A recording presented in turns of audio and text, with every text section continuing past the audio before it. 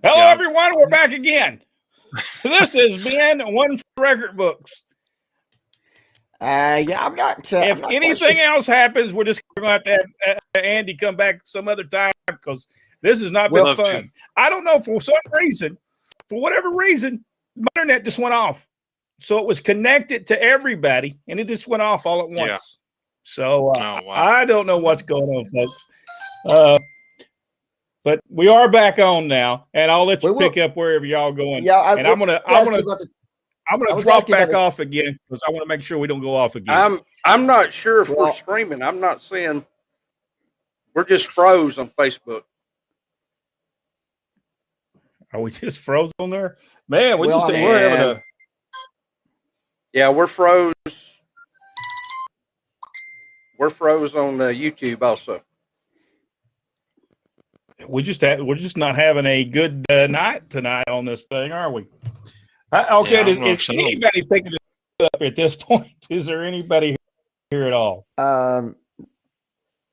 Rispo Turbine, are you there? You were talking about a match between Stan Hansen and Austin Idol. There we go.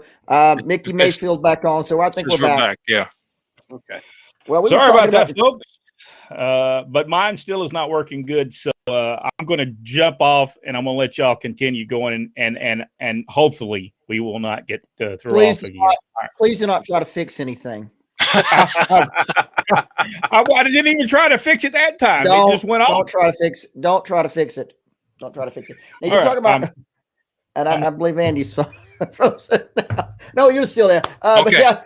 Okay, so how many people did the county hall? How many people did it hold? I'd say 2,500, 3,000 at least. I mean, it was a nice building for what it, for the venue that it was. No, it was hot. It was an old building. There were just some gories. Wahoo used to say it was the hottest place on the whole tour. He said the walls would sweat, but it's fun. I mean, you got to hear Jerry Briscoe and some of the different ones tell the stories about being there. But it was just looking back on it again when those guys were there for the show. It was like they had stepped back 50 years. I mean, it was unbelievable how much fun they had sitting on that old stage and just talking and reminiscing. And I mean, and again, you had everybody when we were there for the show that the book is about. You had Ole and Mula and, again, Johnny Valentine and George Harris and Rip Hawk. And I mean, you had a Thunderbolt Patterson was there. Wow. You had a Burrhead. I mean, you had a variety of people that, again, quite a group that you just wouldn't normally see. And again, a lot of the fans today, they may not, they may not recognize those names, but in their own right, these guys were stars. There's no way around it. They were the big deal, and they sold out of many places in their day. And like you said, Rip and Sweet and Ole and Gene and all of those guys, I mean, there was the real deal. So I in the book, by the way, this is what it's called, Reunion at the County Hall. In the book, you had a picture of Burrhead Jones with a microphone and had it stuck in Ole's face. How did that go? Well, Ole was on good behavior that day. Was it? It wasn't his. It wasn't too adult as he grabbed the microphone. Actually, Ole. For people that don't know Ole, of course, Ole gets a lot of bad stories about him being old and grumpy and mean and everything. But I tell you, that weekend, I seen Ole laugh more than I've ever seen him. He had a good time. It was so much fun seeing he was laughing at Burrhead because, of course, Burrhead is just a natural clown. But him and Sandy Scott and all those guys were together, and of course, him reminiscing with your dad and just different ones. It was just fun to see him. Him and Tim Woods had just a blast together. It was just neat because there were only, as I've gotten to know Ole over the years, there's only a handful of guys that he really ever really liked. But he really had fun. I've got some pictures and some of the things that I have here privately that's mine that I took from that weekend, and it's just laughs and smiles on Ole Anderson, and you don't see that very much. And so it's kind of a neat thing. But Ole was fun. Sandy Scott, all those guys, they really had a lot of fun that night. Ole, of course, I have tremendous respect for Ole. Me too. We grew up with him. Yeah. I never saw him in the light that people have. And I think most of the time, if people have a lot of things bad to say about him, it's because he was the boss. And people don't like the boss. In my opinion, though, Ole and Gene Anderson probably, in my estimation, the greatest tag team of all time. Oh, I don't know how anybody could disagree with that. If you were from that era and watched, I mean, there was none better. I mean, they were on top for a reason. They were the deal. And this absurd notion that if you didn't go to Madison Square Garden into New York, that somehow you didn't make it, and that was total nonsense. Yeah. And Ole said that. He said, "Well, why would I go up there and make those trips when I can make just as much money in the Carolinas and work in Georgia and Florida?" And he was absolutely right. Oh, he tells that very much so. If you talk to him, he talks about the kind of money that he was making back in the day, which was serious money. I mean, and he didn't have to, go up there, like you said, he didn't have to go up there and do all that stuff. And of course, his story of him meeting Vince McMahon is not one I would want to repeat, because it's it's a little bit more an adult version of a story. But no, you're right. Ole, the times that I have spent with him, it's always been enjoyable. I mean, and you're right. I think a lot of people have said negative things about him, but Ole was demanding. But he was the boss. He knew what he wanted, but it worked. They drew crowds, and the Omni was sold out. I mean, and it was funny because he said he would get the calls from up north, and they would say, well, we drew 16,000 at Madison Square Garden. He said, well, we did the same thing at the Omni, and we're going to do it again next Friday too. And right. Or in Greensboro or in Charlotte. Or wherever. I mean, I've been in, and again, we were off the air, but we were talking earlier, the retelling of history sometimes in documentaries, they really don't give the territories the true justice that they should get, because again, I've been in many buildings that were sold completely out, and there were 5, 10, 15,000 people there, and they act like that never happened, but it did. Yeah, and a lot of people, I believe they don't want it to happen. They don't want to believe that it was, in my opinion, it was bigger then than it is now. But the amount of shows that would be running on any particular night. You said Friday night. You talking about Charleston, Friday nights in Knoxville, Tennessee, Friday nights in Atlanta. They were, I don't know, probably 30, 40 shows going on in the United States at a time. Absolutely. It's just awesome. And like I said, Ole and Gene Anderson probably could have draw big houses anywhere they went. They were just that good. Well, they were that good, and they were believable. Yes. They weren't gimmicks. I mean, they didn't really have a gimmick. Their gimmick was beating people up. and they really did a good job at it. They were intimidating. And they were they were innovators in the way they tagged and the way they worked a tag match. And I really didn't see anybody emulate that. Really to their degree, that sneak tag. I never will be. When I was growing up, I was so mad because they'd make that tag and then they would block the guy from making the tag. It was just aweswant stuff. It was awesome. Great memories, and again, I implore any young fan, if you want to understand the wrestling business, go back. If you can find any of that stuff and watch it, and just learn the art of storytelling, because whether it was Ole and Gene or Wahoo and Paul Jones or whoever, they talked you into the building. You were there on Friday night or Monday night or whenever it was you went in your town because of something they had done. You had to go see it. I mean, there was no way around it. I used to love those old promos that they would do for the local shows, the spot shows that were coming up. They'd come out with, whether it was with David Crockett or Bob Caudle or whoever it was, Tony Schiavone in his young days. They would come out, especially like specialty matches, cage matches, and Blackjack would rake a head of cabbage across there. Or they would talk about what they were going to do. I mean, those were magical times, man. It was awesome. So, out of all of the times you went there, what was the one match you remember more than any other?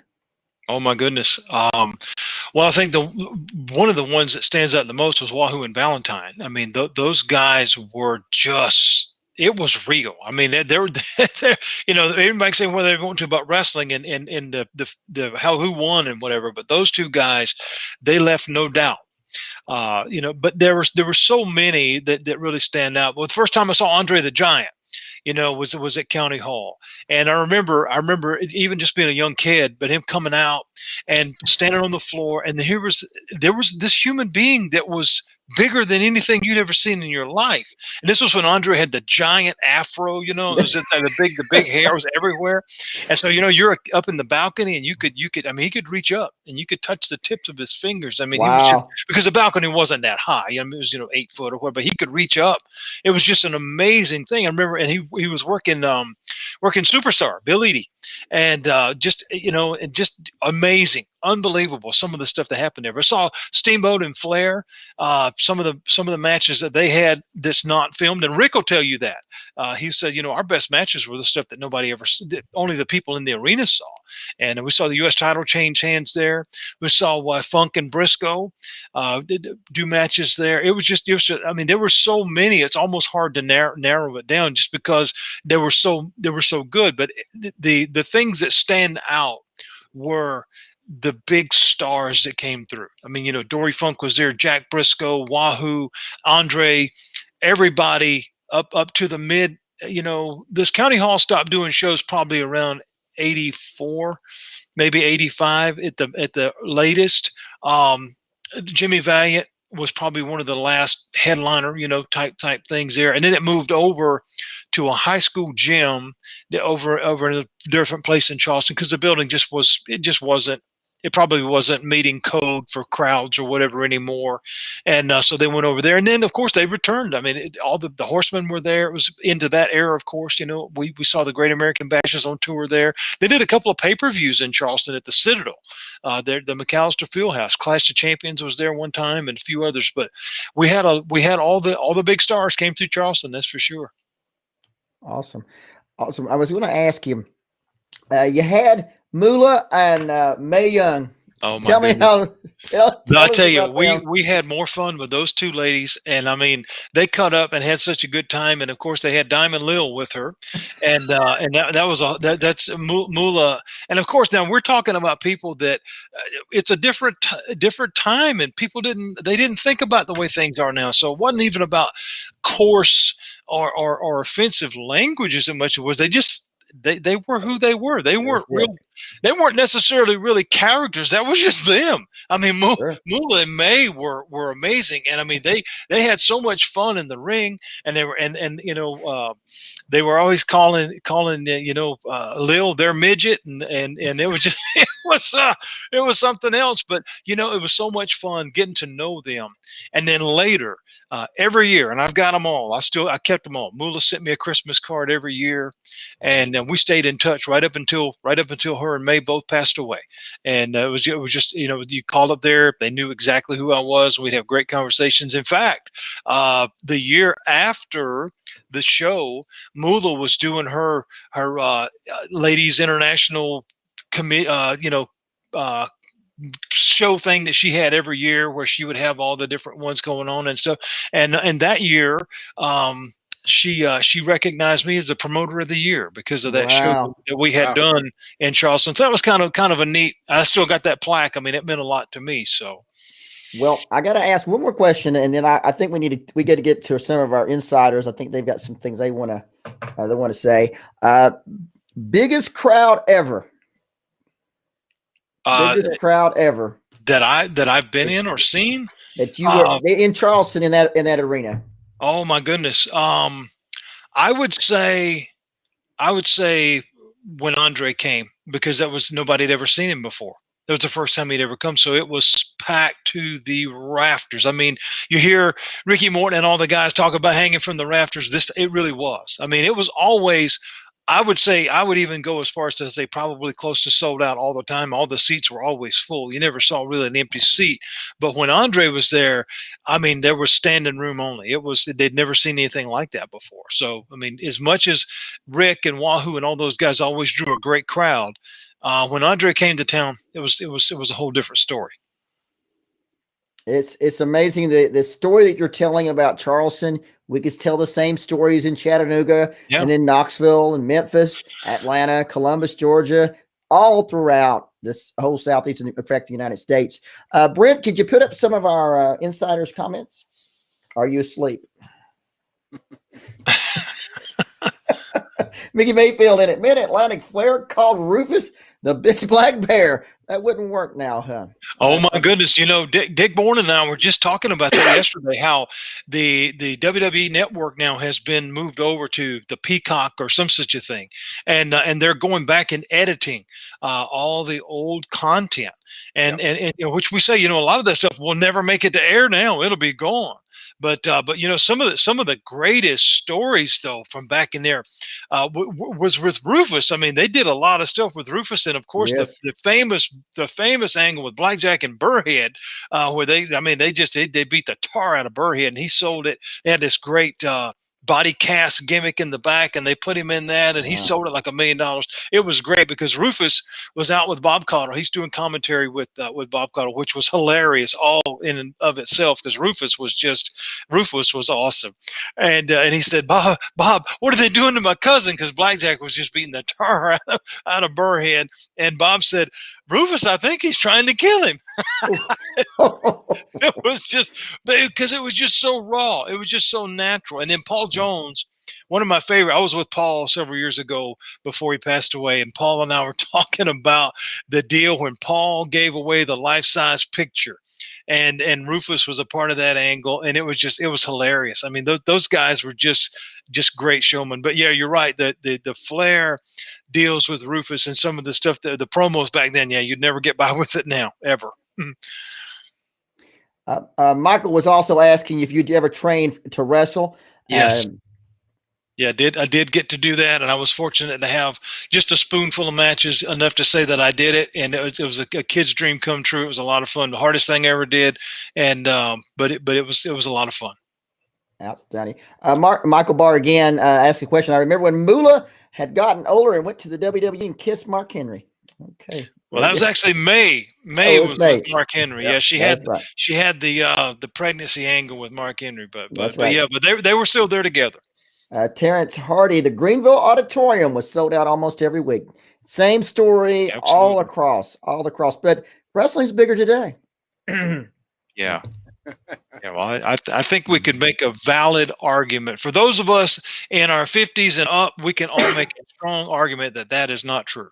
That is. Well, I mean, you think about it. Wrestling normally was either number 1, number 2 behind local news in the markets, and it was huge, absolutely huge. Let's see, Brent, put us up another one. Maybe not. Tell us about. I noticed you said you had Thunderbolt Patterson, one of my favorites of all time. Thunderbolt could work a microphone better than anybody I've ever seen in my entire life. He was awesome. Tell us about Thunderbolt. Thunderbolt was just great. He was one of the great stars for the weekend. Of course, he had a phenomenal program all around the Mid-Atlantic region with Rip Hawk back in the day, and they're just seeing them back together and retelling those old stories was just amazing. And then, of course, him and Ole were tag team, many times, and they were together, and it was just great. Again, there was just no angst there. Everybody was just so relaxed and so glad to see each other. There was no pressure. We had done a little deal in the afternoon just to have people come out and do a little meet and greet. So people had their tables set up and their gimmicks and their pictures and what have you. But it was a very short deal, only like an hour and a half, something like that, because I wanted these guys. This was for them. It was great to have a show and to have people come or whatever, but this was really almost a gift back to them to say, guys, we want to remember you. And that's what we did. We honored them the whole weekend, and it was a lot of fun. It really was. But Thunderbolt could still steal the show. I mean, whenever he came out, I mean, he really, go kill somebody. I mean, he was great. He was awesome. Absolutely awesome. Michael Barr asked you what, I think you might have missed it earlier. What got you interested in wrestling? My dad. My dad was a big fan back in the 60s and would go to the matches and just so he passed that on to me. And so I started watching it just as a little boy and fell in love with it. And that's similar to Jack's story. Was a grandfather. What is a grandfather, right? Got you interested in wrestling? Yeah, my grandfather was a Baptist preacher. And they was two things he took serious, and that was the Bible and pro wrestling. That's exactly right. Oh, I love that, because that was that was just part of our deal, man. I mean, Friday nights you went to County Hall, and Saturday mornings at 11 you watched wrestling on TV. I mean, that was just like, that was part of your week. You just did that. And then, and as a kid, of course, it was, for me, these guys were my heroes. I mean, they were, because they were real. You could go and meet Wahoo. Right. I might not have ever met Clint Eastwood, but I met Wahoo.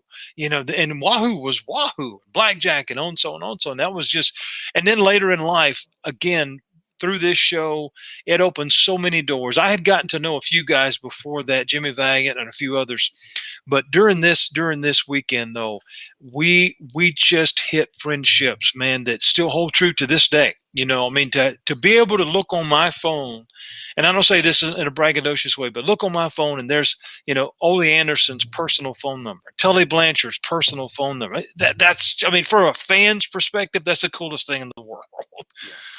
Awesome. Absolutely. I'm gonna tell you this. The name of the book again is Reunion at County Hall, and it's written by Dr. Andy McDaniel, and it's all about the wrestling, the history basically of Charleston wrestling, the big show that he put together.